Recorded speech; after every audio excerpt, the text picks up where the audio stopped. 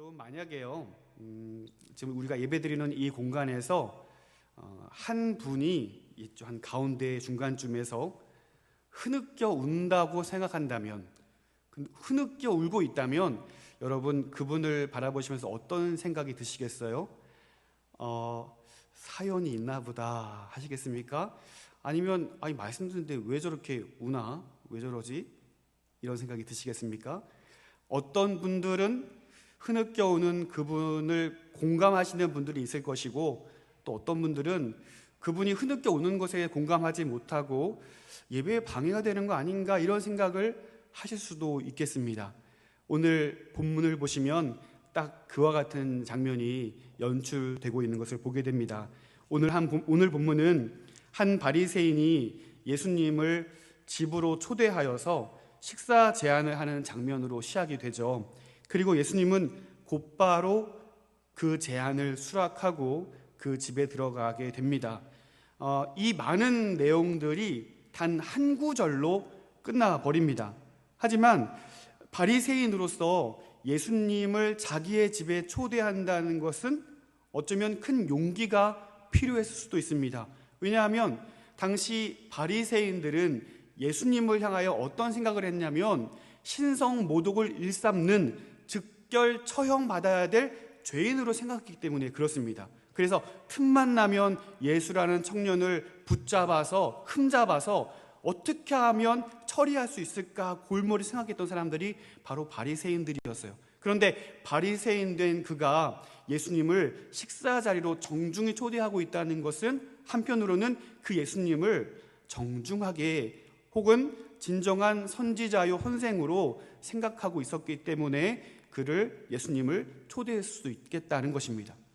한편으로는요, 방금 말씀드린 것처럼 바리새인들이 예수님을 향하여 생각할 때에 죄인으로 판단하고 있었다면, 한편으로 이 바리새인이 예수님을 초대한 목적은 초대하여서 예수님을 또 흠잡아서 즉결 심판 혹은 처형할 어떤 빌미를 잡을 생각으로 예수님을 초대했을 수도 있겠다는 생각이 듭니다. 중요한 것은 오늘 본문에는 이 바리새인이 어떤 의도를 가지고 예수님을 초대하고 있는지는 분명하게 나타나고 있지는 않습니다. 오히려 전자에 또 후자에 각각 해당되는 내용들이 본문에 각각 숨어 있기에 정확하게 이 바리새인이 어떤 의도를 가지고 예수님을 초대했는지 우리가 정확히 알 수는 없습니다. 하지만 중요한 한 가지 사실이 있다면 예수님께서 이 바리새인의 초대, 그가 어떤 심중을 가지고 있든 어떤 의도를 가지고 있든 예수님은 그의 초대를 수락하시고 그의 집에 방문하셨다는 사실입니다. 다른 말로 이것은 바리새인에게 예수님께서 은혜를 베풀어 주실 기회를 제공해 주셨다는 사실을 우리는 알게 되는 것입니다. 자, 그런데 이 자리에 초대받지 않은 한 여인이 등장합니다. 누가는 이 여인을 가리켜 소개하기를 죄를 지은 한 여자라고 표현하고 있습니다. 죄인 중에서도 유대인들이 지극히 혐오하던 창녀였을 것으로 예상이 됩니다. 왜냐하면 여자를 일컬어 죄인이라고 이야기했을 때 대부분 창녀를 가리키고 있었기 때문입니다. 더군다나 당시의 사회는 요즘처럼 옆집에 누가 사는지 알지도 못하고 알려고 하지 않는 이런 각박한 도심의 형태가 아니라 건넌마을에 누가 사는지, 건넌마을에 어떤 일이 있었는지 모두가 알고 있는 그런 시대였기 때문에 오늘 죄를 지은 이 한 여인은 바리새인뿐만 아니라 그 자리에 모여있는 많은 사람들이 그 여인이 누구인지 다 알고 있는 그런 상태를 가리키고 있다는 것입니다. 지나가는 남자를 향하여 손짓하던 죄 지은 한 여자가 느닷없이 바리새인 집에 방문하는 것으로 오늘 이야기가 시작이 됩니다. 36절 말씀 한번 보실까요? 36절을 보시면 한 바리새인이 예수께 자기와 함께 잡수시기를 청하니 이에 바리새인의 집에 들어가 앉으셨을 때에, 자, 36절 말씀은 어떻게 끝을 맺고 있습니까? 앉으셨을 때에 라고 얘기하고 있습니다. 여러분 소설책을 즐겨 읽으시나요? 소설을 읽다 보면 중요한 순간이 나타나기 전에 어떤 일이 벌어지나요? 바로 그때, 뭐뭐 했을 그때, 그 다음에는 참 중요한 일이 벌어지죠. 저자도 중요한 일을 이야기할 때에 뜸을 들입니다. 이와 같은 방식으로요. 어떤 일이 있었을 때에, 바로 그 순간, 바로 그때에, 그 다음에 우리 모든 독자들은 어떤 일이 벌어지는가에 집중해야 하는 것이죠. 왜냐하면 중요한 일이 벌어질 것이기 때문에 그렇습니다. 오늘 누가도 그렇게 동일하게 우리에게 주목을 요구하고 있습니다. 뭐뭐 했을 때에, 앉으셨을 때에. 그러면 앉으신 그 다음에 중요한 이야기가 나온다고 했는데 37절은 어떻게 시작하고 있나요? 그 동네에 죄를 지은 한 여자가 있다. 그러니까 지금 누가는 무엇을 집중하고 있냐면 그 동네에 죄를 지은 한 여인에게 이 이야기를 집중하고 있다는 거예요. 더군다나 37절을 헬라어 원어를 보시면 번역되지 않은 채 생략된 단어가 있어요. 어떤 단어로 시작을 하냐면 이두라는 헬라어 단어로 시작을 합니다. 그 단어의 뜻은 뭐냐면 보라, 보라라는 단어가 빠져 있어요. 그러니까 누가는 확실하게도 지금 이 여인을 집중하여 보라고 강조하고 있는 거예요. 앉으셨을 때에 보라, 한 여자가 있다라고 이야기를 하고 있는 것이죠. 그러면 오늘 우리는 어떤 일이 일어나는지, 어떤 중요한 일이 일어나는지 동일하게 중요한 관심을 가지고 37절부터 지켜봐야 할 것입니다. 예상치 못한 한 여인이 바리새인 집에 갑자기 등장하죠. 그 자리에 전혀 어울리지 않는, 초대받지 않은 불청객이 나타납니다. 여러분, 이 장면을 한번 머릿속에 그려보시기를 바랍니다. 바리새인들이 누구였죠? 격식을 빼면 시체 들인 사람들 아니었나요? 경건의 모양을 지키기 위해 열심히 노력하던 사람들이 바로 바리새인들이었을 거예요. 그러니까 예수님을 초대한 그 만찬의 자리도 아주 격식 있는 자리였을 것이고 위험 있는 자리였을 것입니다. 이러한 격조 있는 자리에 모두가 알고 있는 죄인이 불쑥 끼어 들어온 거예요. 그리고 그 엄숙한 분위기를 단순간에 망쳐버리고 있습니다. 많은 사람들은 그 장면을 긴장한 채로, 이 분위기를 긴장한 채로 지켜보고 있습니다. 숨죽여 바라보고 있어요. 그리고 예수님을 초청한 바리새인마저 아무런 말을 하지 못한 채 그저 마음속으로만 생각하고 이 장면을 지켜보고 있는 것입니다. 뿐만 아니라 이 자리에 있던 많은 사람들이 긴장할 수밖에 없었던 또 다른 이유는 무엇이었냐면 당시에 있던 율법의 규정 때문이었습니다. 율법에 의하면 죄인들은 부정한 자로 여겨졌습니다. 그 부정한 자가 누군가와 신체 접촉을 하면 그 역시 부정한 자로 여겨지게 되었다는 사실입니다. 모두가 알고 있던 죄인인 이 여인이 갑작스럽게 등장한 것도 참 걱정스러운 일인데 그 여인은 한 분에게 시선을 고정한 채 서서히 다가가고 있어요. 그분을 향하여 한 걸음 한 걸음 나아가고 있어요. 많은 사람들이 숨죽여 그 장면을 바라보고 있습니다. 그리고 이윽고 결코 벌어지지 말아야 될 일이 그녀의 손끝을 통하여 벌어지게 되었습니다. 죄인인 부정한 그녀의 손길이 예수님의 발끝에 닿았다는 사실입니다. 예수님도 이 율법의 규정을 아셨다면 피하셨어야죠. 그녀가 부정한 여인임을 아셨다면 그녀가 손 내밀 때 다리를 쏙 빼셨어야죠. 닿지 않도록 막으셨어야죠. 오히려 그녀가 그 자리에 있지 않도록 내어 쫓으셔야지 맞은 것이 아닐까 생각하게 되는 거죠. 수많은 사람들이 다 그렇게 생각했을 것이라는 사실입니다. 죄인인 그녀가 선지자로 일컬어지는 그 예수님을 향하여 다가왔고 손 내밀었다면 예수님 자신도 부정한 자가 되어서 옷을 빨고 몸을 정결하게 하고 일정 시간을 통하여서 다시금 정결하게 되는 그 모든 과정들을 아신다면 피하셨어야죠. 그런데 예수님은 피하지 않습니다. 죄인인 그녀가 자신에게로 다가오는 그 모든 순간을 지켜보시면서도 수많은 사람들이 우려하고 걱정하는 그 눈빛을 바라보시면서도 그 자리를 회피하지 아니하십니다. 죄인이 다가오는 그 순간 그녀의 손길을 나몰라라 하지 않으십니다. 오히려 그녀가 하려는 것을 다 할 수 있도록 기다려주시고 지켜보아 주십니다. 왜 그렇게 하셨을까요?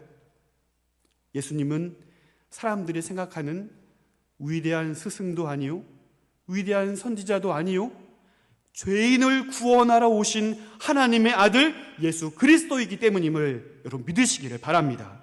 우리에게 어떤 죄가 있든지 예수님께 나아가면 예수님께서는 피하지 아니하시고 우리를 받아주십니다. 어떤 사람들은요, 복음을 전해 듣고 예수님에 대한 이야기를 들으면 자기 자신을 한번 돌이켜본 후에 이렇게 이야기를 합니다. 지금은 제가 상태가 안 좋고 지금은 제가 지은 죄가 많아서 조금 지난 후에 생각해 보겠습니다, 이런 얘기를 해요.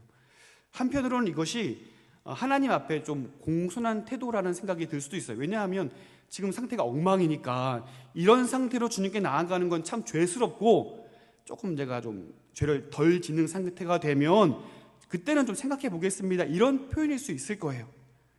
그런데 여러분, 어느 정도 시간이 흘러야 그 죄가 감소될까요?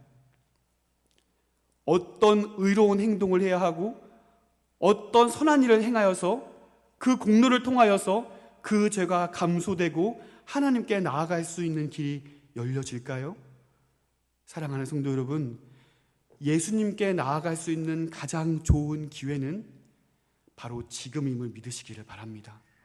바로 지금 이 순간 예수님께 나아갈 때에 주님은 그 모든 죄를 용납해 주시고 용서해 주시고 하나님의 자녀로 그 모든 죄를 사하여 주시고 하나님의 백성으로 의인으로 삼아 주신다는 사실을 우리는 기억해야 할 줄로 믿습니다. 그러므로 예수님께 나아가는 자들만이 죄 사함을 받고 영생을 얻는 것입니다. 그래서 예수님만이 유일한 길이신 거예요. 그래서 예수님만이 유일한 생명이신 거예요. 유일하기 때문에 주님만이 진리이신 거예요. 내가 곧 길이요 진리요 생명이니 나로 말미암지 않고는 아버지께로 올 자가 없느니라. 여러분, 오직 예수님만이 우리의 유일한 희망이요 소망이심을 여러분 다시금 선포할 수 있게 되기를 간절히 소원합니다. 이제부터 이 여인을 통하여, 이 여인의 행동을 통하여 중요한 메시지가 증거됩니다. 오늘 본문에 감추어진 이두 보라의 관심이 이제 곧 드러나게 됩니다. 38절은 이 여인이 예수님께 나와서 한 행동들을 아주 세밀하게 그려내고 있습니다. 38절 말씀을 우리가 함께 읽을 텐데요, 한 가지 부탁드리고 싶은 것은 여러분 이 장면을 한번 상상하시면서 읽어보시는 거예요. 천천히 한번 읽어보도록 하겠습니다.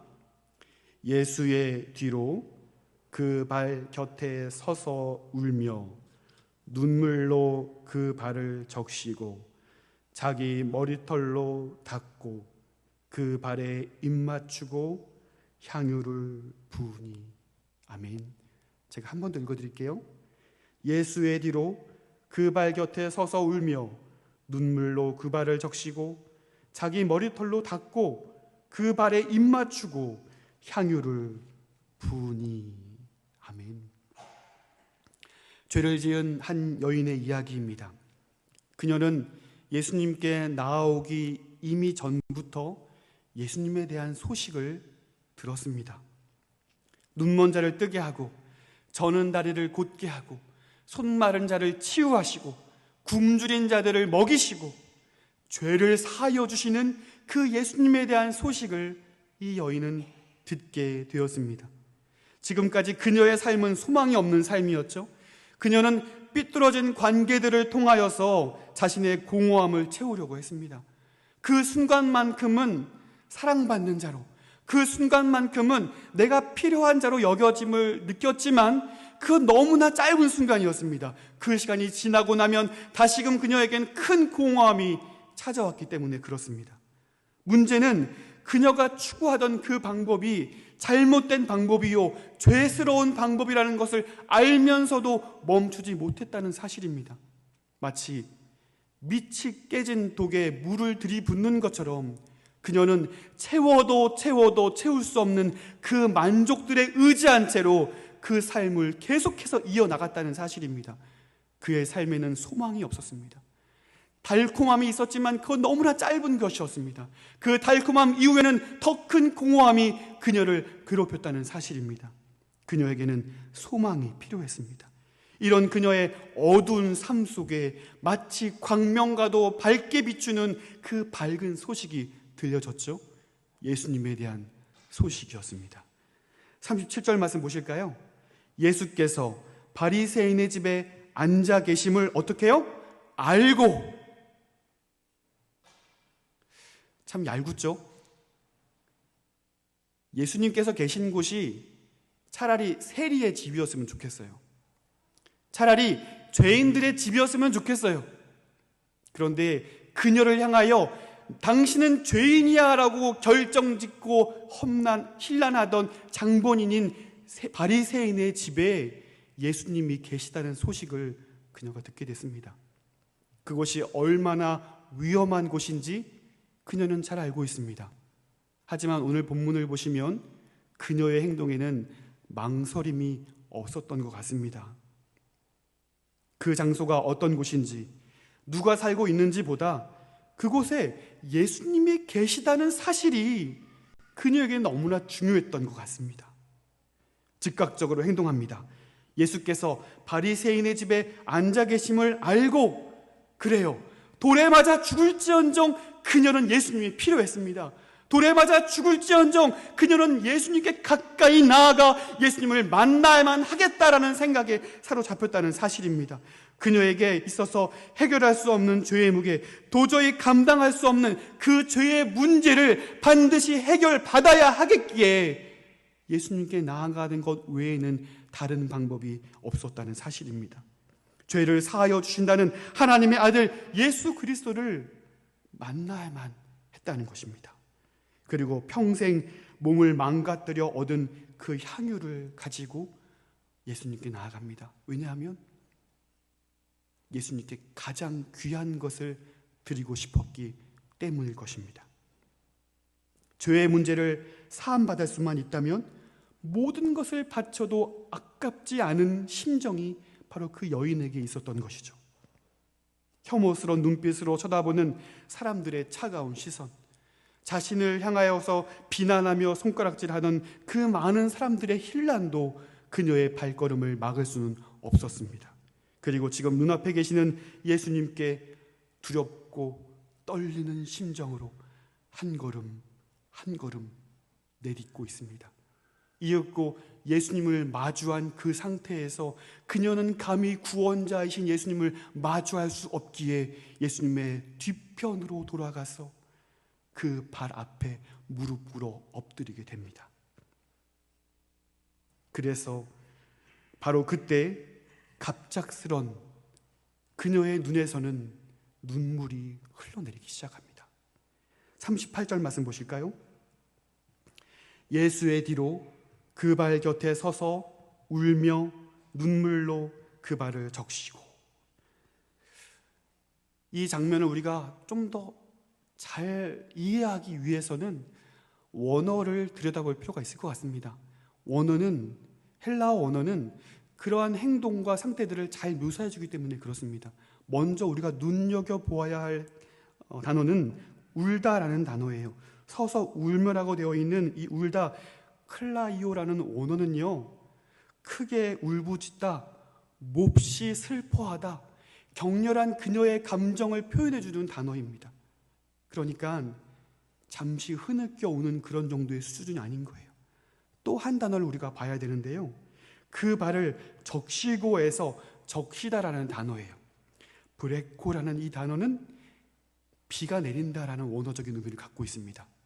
그러니까 그녀의 눈물에서 비가 내리는 것과 같은 주체할 수 없는 눈물이 흘러내리고 있다는 것을 생생하게 묘사해주고 있는 것이죠.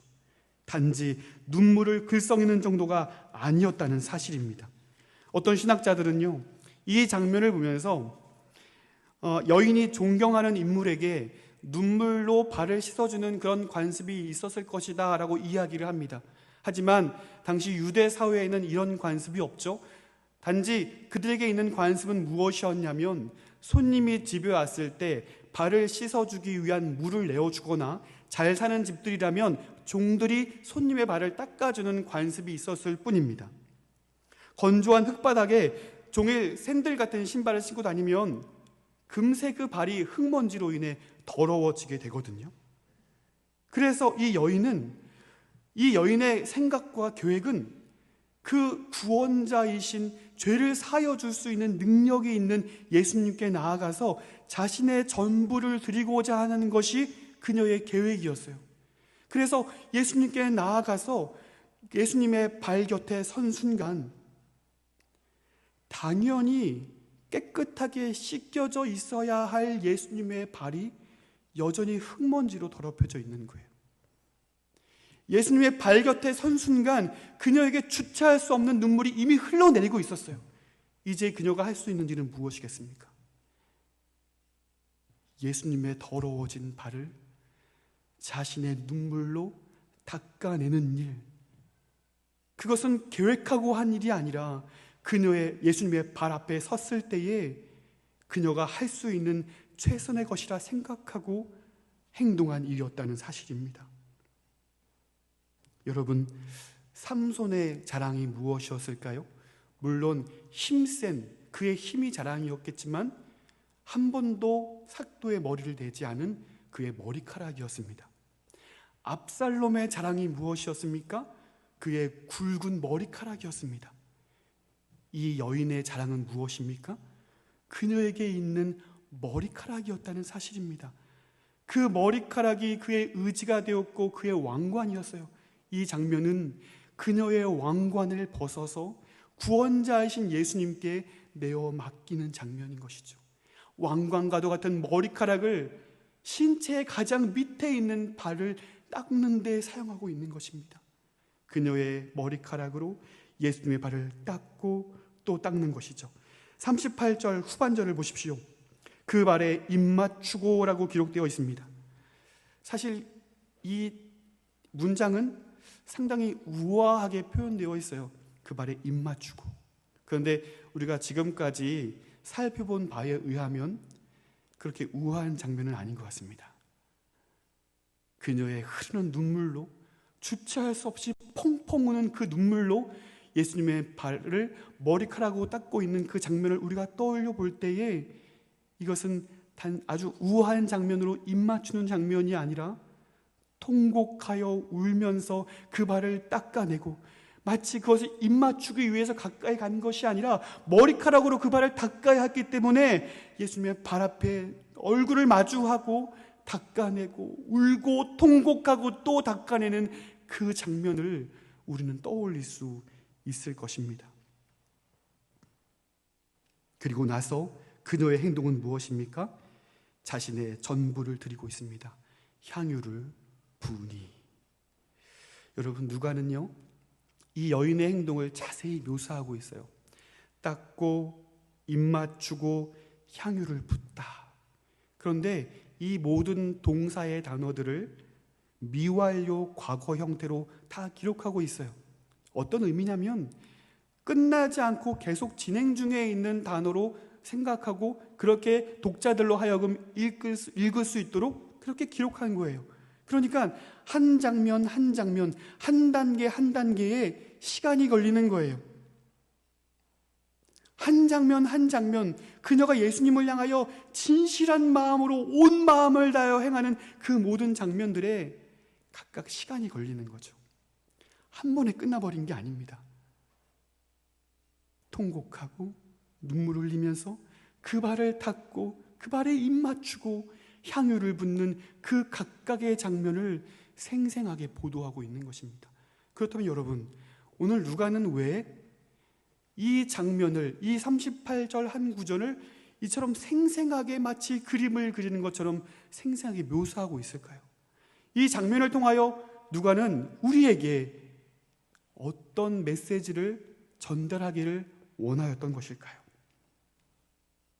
사랑하는 성도 여러분, 오늘 죄를 지은 이 한 여인의 이야기는 단순히 2000년 전에 있었던 한 이야기가 아니라 오늘 생생하게 경험되어야 할 저와 여러분의 이야기라는 사실을 여러분 믿으시기를 바랍니다. 감당할 수 없는 죄의 무게로 신음하던, 스스로 해결할 수 없어서 죄의 늪에서 허우적거리던 이 여인은 오늘 용서를 경험했던 것입니다. 죄의 사함을 경험하게 되었던 것입니다. 그에 대한 감사함으로 그녀의 전부를 드렸고 자신의 왕관을 벗어서 오직 예수님만을 구원자로, 나의 주인으로 영접하고 있는 장면을 생생하게 묘사하고 있는 것입니다. 오늘 본문은 우리에게 첫사랑, 그 첫 구원의 감격을 생생하게 보도하고 있습니다. 다른 신앙인들의 간증을 들어보면 예수님을 처음 만났을 때 그 구원의 감격이 비슷한 것 같습니다. 예수님께서 처음 우리에게 요구하시는 것은 내가 죄인이라는 사실을 인정하기를 원하신다는 것입니다. 수많은 죄의 영상들이 스쳐가는 가운데 오늘 이 여인처럼 울컥하지 아니할 수 없는 것이죠. 통렬히 회개하고 내가 죄인이라는 사실을 깨닫게 되었을 때에 그 주님의 발 앞에 엎드려서 내가 죄인이요, 나는 구원이 필요하다는 사실을 간절히 부르짖은 후에 그 심연에서 끝을 알 수 없는 마음의 평안이 우리 신자들에게 주어지는 것입니다. 그렇습니다. 그것은 바로 죄의 사함이요 용서라는 사실입니다. 오늘 본문을 보십시오. 오늘 이 여인은 죄의 사함을 경험하였고 용서를 경험하게 됩니다.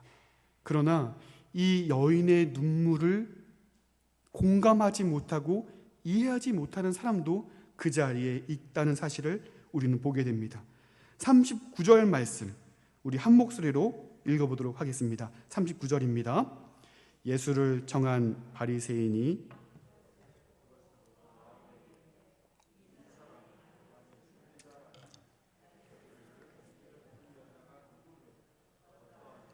곧 죄인인 줄을 알았으리라 하거늘. 이 바리새인은 이 상황을 이해하지 못하고 있습니다. 죄를 지은 한 여인의 그 쏟아지는 눈물을 이해하지 못하고 있습니다. 그리고 그렇게 하도록 내버려두는 예수님도 이해할 수 없는 상태입니다.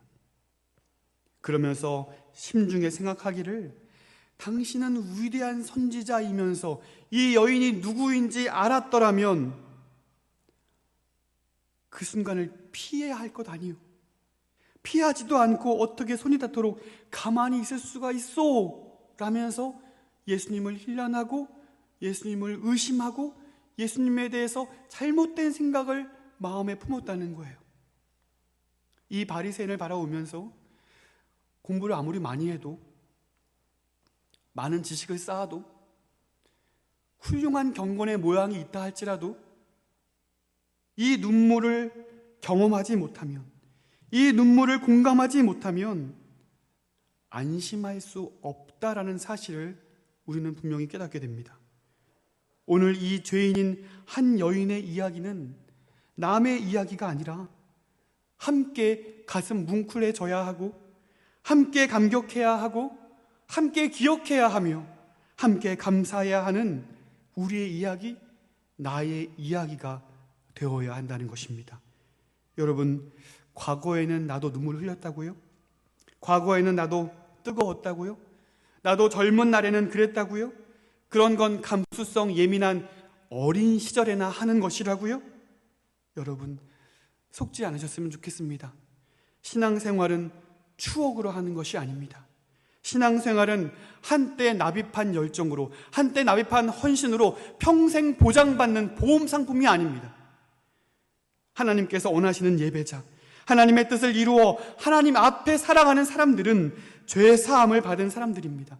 내 죄가 얼마나 추악하고 무거운 것인가를 알고 그 모든 죄악을 담당하신 예수님의 무한한 사랑을 아는 사람들, 그래서 그 사랑에 감격하고 그 사랑에 반응하여 눈이 오나 비가 오나 함께 모여 예배 드리기를 갈구하며 소망하는 사람들이죠. 그 사랑에 감격하여 젖은 눈으로 하나님을 바라보고 하나님을 부르고 하나님을 찾는 사람들이 이 죄 용서를 경험한 사람들이라는 사실입니다. 여러분, 바로 2000년 전의 한 죄인의 이야기가 아니라 지금 나의 이야기로 경험하셔야 할 줄로 믿습니다. 과거의 하나님을 추억하지 마십시오. 오늘 만난 하나님을 말하십시오. 오늘 만난 하나님을 자랑하십시오. 오늘 만난 하나님을 찬양하십시오. 오늘 만난 하나님을 간증하십시오. 오늘도 살아계셔서 저와 여러분의 감사의 예배를 받기를 원하시는 그 하나님 앞에 온전함으로 예배할 수 있는 저와 여러분이 될 수 있기를 간절히 소원합니다. 사실 예수님은요, 자신을 초대한 바리새인에게 기회를 주시고 있던 것일지도 모르겠습니다.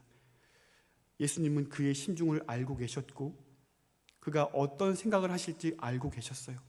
그럼에도 불구하고 그의 초청에 순응하셔서 그 바리새인에게 반드시 일러주고 싶으셨던 것이 있었던 것입니다. 그것이 무엇이냐면 율법으로도 할 수 없는 그 일을 하나님의 아들이요 구원자이신 내가 할 수 있다라는 것을 알려주시기 위함이었다는 것입니다. 오늘 말씀 40절부터 43절까지 말씀, 우리 네 구절 말씀인데요, 우리 한 절씩 교독하여 읽겠습니다. 40절부터 43절인데요, 제가 먼저 40절 말씀을 읽겠습니다. 예수께서 대답하여 이르시되 시몬아 내가 내게 이를 말이 있다 하시니 그가 이르되 선생님 말씀하소서.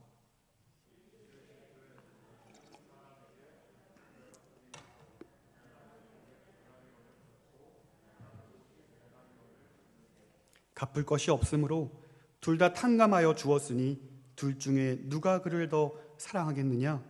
시몬이 대답하여 이르되 내 생각에는 많이 탕감함을 받은 자니이다. 이르시되 내 판단이 옳다 하시고. 아멘. 한 데나리온은 노동자의 하루 품삯이었습니다. 그렇다면 50데나리온은 토요일 격주 휴무하고 2달 동안 단 한 푼도 쓰지 않고 모을 수 있는 금액입니다. 그렇다면 500데나리온은요 1년 반 동안 수고하여 모아야만 모을 수 있는 금액이 500데나리온이었습니다. 비교가 되십니까? 전혀 비교가 될 수 없습니다. 그렇다면 50데나리온, 500데나리온 탕감받은 자 중에 더 사랑이 풍성한 사람이 누구겠습니까? 너무 당연한 이야기 아닙니까? 너무 당연한 이야기를 예수님께서는 바리새인 이 시몬에게 질문하고 있어요. 정답을 요구하고 계시는 것이 아닙니다. 이 시몬에게 교훈하여 주시고 싶은 것이 있으셨던 것입니다. 야 시몬아, 너 정신 차려라. 이 여인은 500데나리온 죄졌다고 생각하고 있지? 그럼 너는 50데나리온이겠지? 그래서 그녀보다는 네가 좀 더 낫다고 생각하지? 그렇다면 그 50데나리온의 죄는 어떻게 감당할 건데? 라고 물어보시는 거예요. 그 50데나리온은 작다고 여기지만 너의 힘으로, 너의 스스로의 공로로 그것을 어떻게 감당할 건데? 물어보시고 있는 거예요. 여러분, 50데나리온, 500데나리온, 소도둑, 바늘도둑, 마음으로 가늠한 자, 실제로 가늠한 자, 누가 더 죄인입니까? 하나님께서 보시기엔 모두 다 죄인인 것입니다. 제가 신학교를 다닐 때 한 목사님이 죄의 본질에 대해서 너희들이 이제부터 결단코 잊혀지지 않을 이 죄의 본질에 대한 이야기를 내가 해주겠다 하시면서 말씀해 주신 그 내용이 지금 20년이 다 되어가는 이 시점에 저에게도 생생하게 기억이 남아있어요. 그래서 여러분에게도 좀 나누어 드릴까 합니다. 그 당시에는 과거니까 말로만 했지만 여러분의 이해에 도움을 드리고자 그림을 좀 준비했습니다.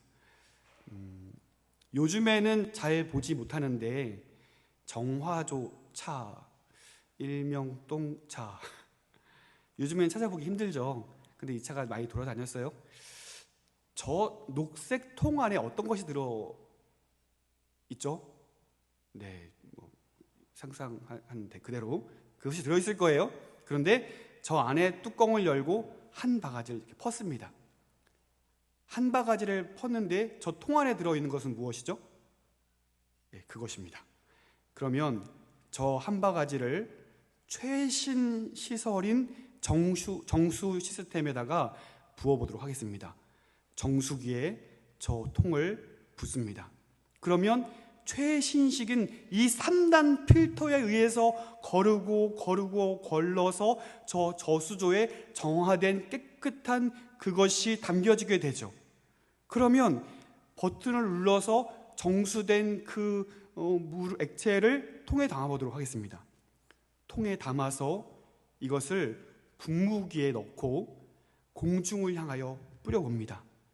그러면 공중에 뿌려지는 아주 맑고 빛에 비추어 영롱하기까지 한 그 맑은 알갱이의 정체는 무엇인가요? 똥입니다. 아무리 최첨단으로 정수가 되었다 할지라도 여러분 안심하고 드실 수 있겠습니까? 방금 막 그 정화조차에서 포올린 그것이나 아주 3단 정수 필터에 의해서 깨끗하게 걸러져서 아주 맑고 영롱하게 공중을 흩날리는 그 작은 알갱이도 정체는 똥입니다. 작은 죄나 큰 죄나 그것은 죄입니다. 덜 죄를 지고 더 거룩하고의 차이가 아니라 모든 사람에게는 이 죄가 있기에 아무리 작다 할지라도 그것을 해결받지 못한다면, 죄 사함을 받지 못한다면 영 죽을 죄인밖에 될 수 없다는 사실입니다. 그 영혼은 안전할 수 없다는 사실입니다. 자신이 죄인이라고 뼈저리게 느끼는 사람이 있는가 하면 그렇게 느끼지 못하는 사람이 있는 것 같습니다. 그래서 세리는 이렇게 기도하죠. 나를 불쌍히 여겨주십시오. 이것이 세리의 기도의 내용의 전부입니다. 베드로도 동일하게 주님을 향하여 고백합니다. 주여, 나는 죄인입니다. 나를 떠나십시오. 다른 어떤 기도 제목이 없습니다. 그러나 바리새인의 기도는 어떻습니까? 제가 저 세리와 같지 않게 해주셔서 감사합니다. 저 죄인보다는, 저 세리보다는 내가 좀 더 의롭다고, 내가 좀 더 죄가 없다고 생각했기 때문에 그러는 것 같습니다. 저 사람들은 500데나리온 빚진 자들이고 자기들은 50데나리온 빚진 자들이기 때문에 저들보다는 내가 깨끗하지 않습니까? 그래서 감사합니다라고 이야기를 하고 있는 것이죠. 혹시 우리에게도 이러한 바리새인과 같은 문제가 있지는 않습니까? 그런 대로 바르게 살고 있다고 생각하고 계십니까? 누군가와 비교하면서 아유, 내가 저 사람보다는 의롭지, 아이고, 내가 저 사람보다는 내가 죄를 덜 짓지 라면서 안심하고 계시지는 않습니까? 혹은 나에게 비록 죄가 있음을 알면서도 그 죄의 심각성을 감지하지 못하고 내일 회개하면 되지, 다음에 여유 있을 때 하면 되지 라고 생각하고 계시지는 않습니까?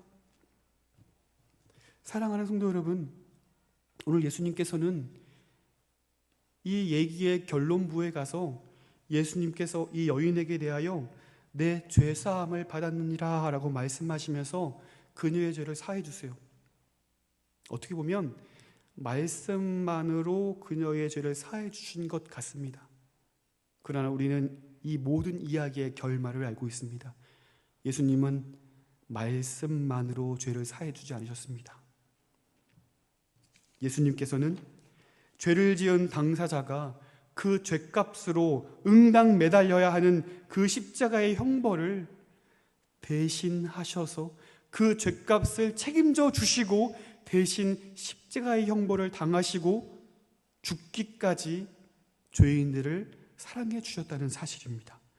예수님도 그 십자가의 형벌이 얼마나 무거운 것이었으면 전날 밤에 땀이 피가 되도록 간절히 기도했던 것을 우리는 분명히 기억하고 있습니다.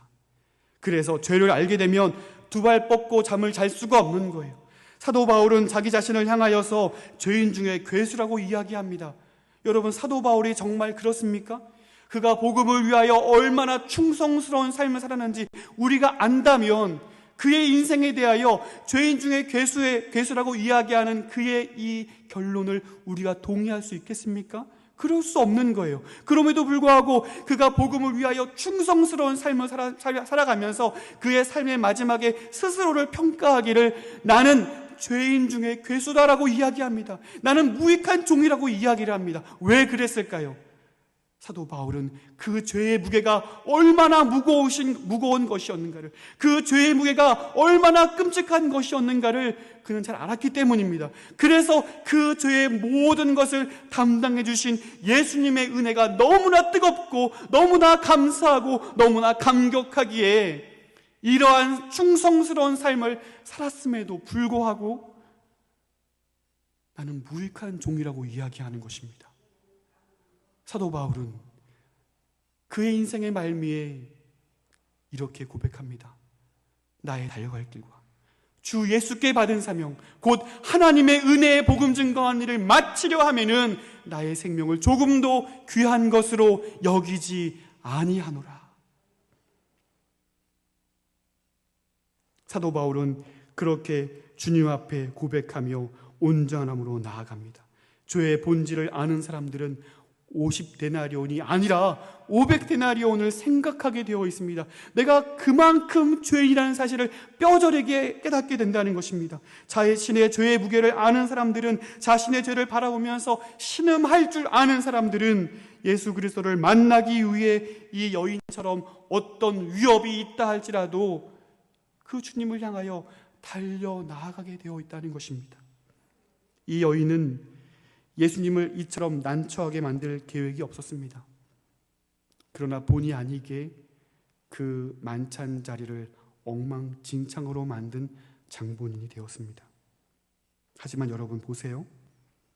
만찬이 중단되었고 엉망진창이 되었다 할지라도 예수님은 진정한 예배를 받으셨습니다. 주님께서 원하시는 눈물로 드리는 감사의 예배를 주님은 받으셨다는 사실을 여러분 기억하시기를 바랍니다.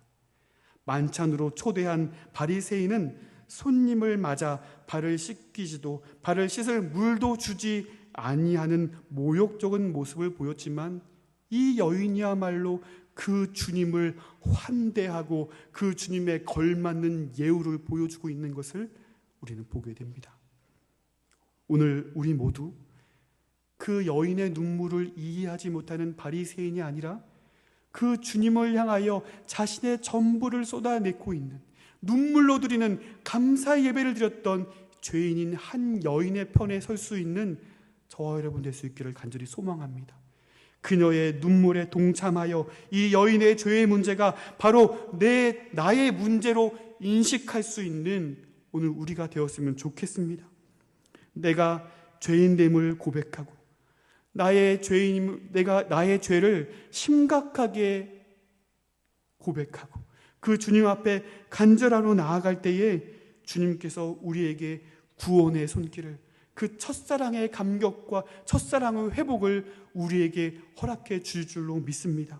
바쁜 생활에 밀려 자신의 죄를 바라볼 수 없었다면 주님께서 여러분을 만나 주셨던 그 은혜의 자리, 회복의 자리, 감격의 자리를 여러분 반드시 기억하시기를 바랍니다. 그 귀했던 첫사랑을 회복하시기를 바랍니다. 그래서 왕년의 이야기가 아니라, 왕년에 뜨거웠던 이야기가 아니라 오늘 뜨거운 얘기로, 여전히 뜨거워야 할 우리의 얘기로 하나님을 이야기할 수 있는 저와 여러분이 되기를 간절히 소망합니다.